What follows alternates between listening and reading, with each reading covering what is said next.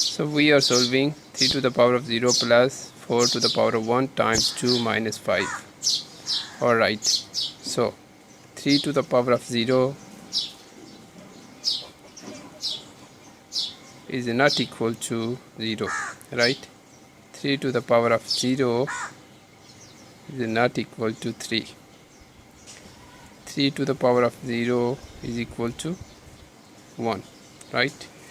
So here is 1 and plus 4 power 1 is not equal to 1. 4 to the power of 1 is equal to 4. So here is 4 times 2 and minus 5. So you might hear some birds chirping in the background. That's just nature joining our class. So 4 times 2 and 1 plus 4 and minus 5. So 4 times 2 first, right? Multiplication must be done before addition and subtraction.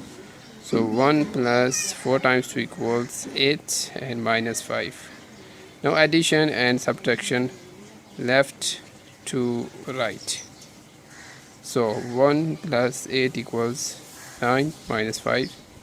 9 minus 5 equals 4.